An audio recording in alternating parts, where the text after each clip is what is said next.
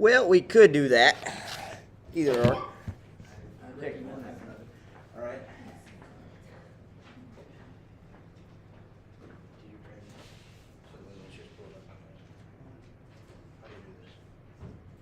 It was quiet in here. Yeah, while they're pulling it up, work on that project.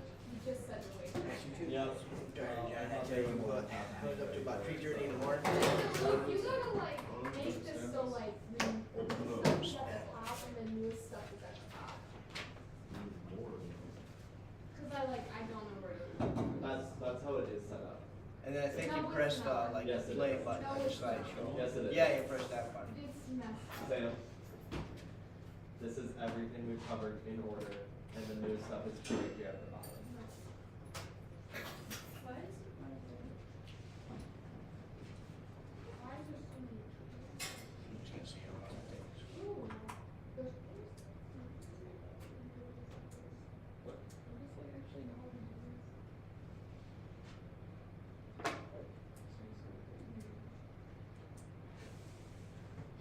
is? Okay, are you ready? Yeah, we're ready. All right. Do them All right, pay attention or don't. I don't care. Upland and migratory birds that are the Midwest, and well, they're all around here, and they might be flying somewhere else. All right, next slide. All right, we have the woodcock, hilarious name. The scolopax and the whatchamacallit, I don't know. They ain't endangered none. They got pretty much the same diet as everything else on this list. Spiders, snails, other small critters and insects, little minnows if they ever close to the water. That's pretty much about it. Let's see. A woodcock nesting young, shrubby, delicious forests. Oh, deciduous forest, not delicious. Old field and mixed forest agriculture urban areas in the Midwest and southern Canada. All right, play the tune. The prairie chicken, unfortunately, they ain't around too much more, but they're starting to come back. All right, this is what was the pheasant. So whenever you want to go pheasant hunting, you're killing an Asian bird. This is the North American bird. All right, it is at severe risk of extinction. All right. It's not really big around here. It probably was because the cross kind of got that player going past. It's whatchamacallit, an omnivore. Like I said, eats small critters, bugs, ants, crickets, spiders. It likes fruits. It likes nuts. Maybe some shoots if it can find some. Let's see. Greater prairie chickens largely live in areas combined small patches of woodland. Yeah, similar to what a pheasant would be. Most inhabit grass, tall grass, yeah, yada yada yada, so on and so forth. All right, next slide. Rails, Virginia and Sora. That's pretty much what you see around here. You can also hunt them in both sides of the river.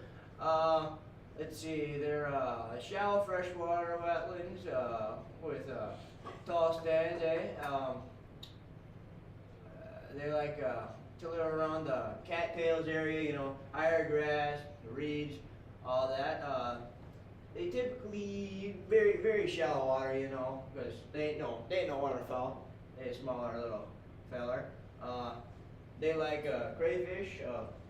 If they can get a frog, they get a frog. And the same thing go around spider, cricket, snails. Sand-hill crane. Now these boys, depending on where you are, you can shoot these now.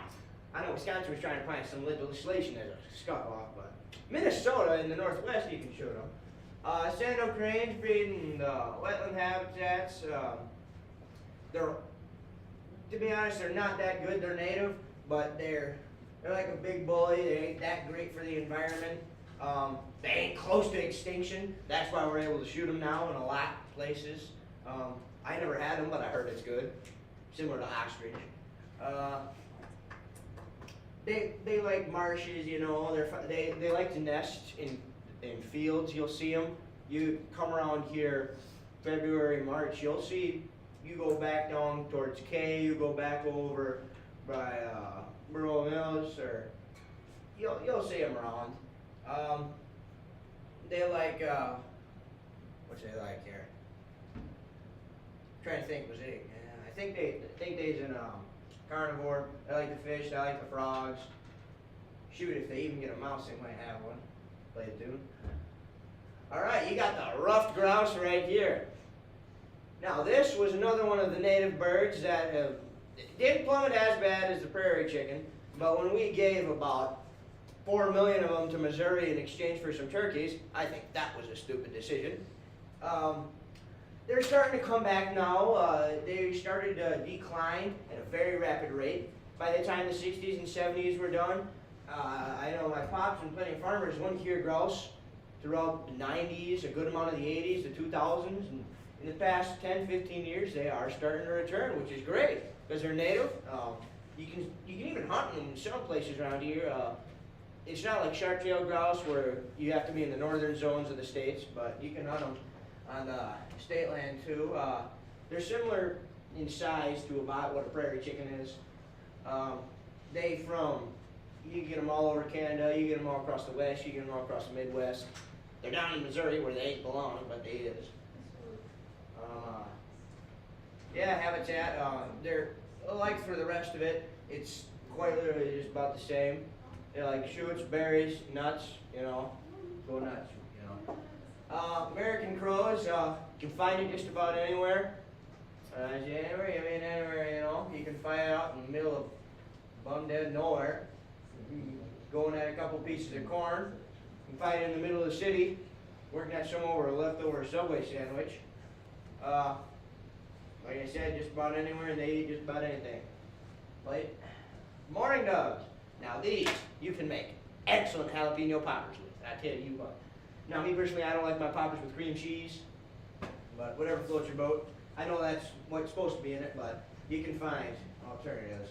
If you want to make stuffed peppers instead of jalapeno poppers, it works. Actually, you put a little rice tomato mix. Stop this guy right now. Stop it. They're found. Don't worry, John. There ain't 15. There's only 8. You're safe. They're found about anywhere. You see them in generally about suburb cities. I mean, where there's wooded, somewhat wooded areas. So you'll see them on the telephone lines here and around. You ain't like in urban, like New York City. You ain't gonna find them. But as soon as you get out to the suburbs, you see them all over wooded. You'll see them a lot in mixed. You see them in grasslands.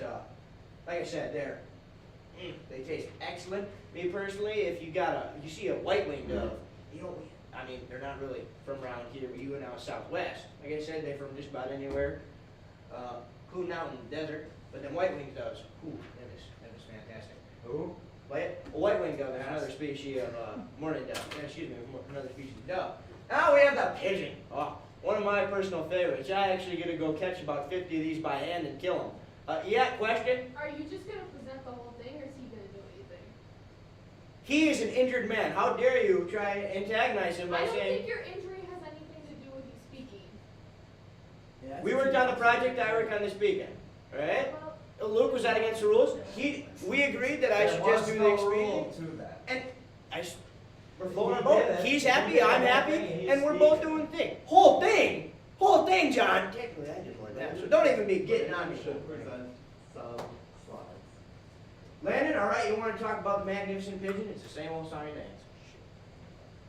They're found across all over North America. Its habitat is about anywhere. Crows are just. Pigeons are carnivores. They'll eat anything. They're omnivores. They'll eat anything, whatever gets in front of them, they'll eat. And They'll eat not Band-Aid. endangered at all. I think that's That was the last one. That was the last one. All right, we good. We good, Luke? How about 100% right there? Power clap on 3. Oh, yeah. 1, 2, 3. That's 100% right there. I will be screwed if you don't give me 100% out of it. That was excelente, as the French would say. Maybe, I don't know that much French. It's American.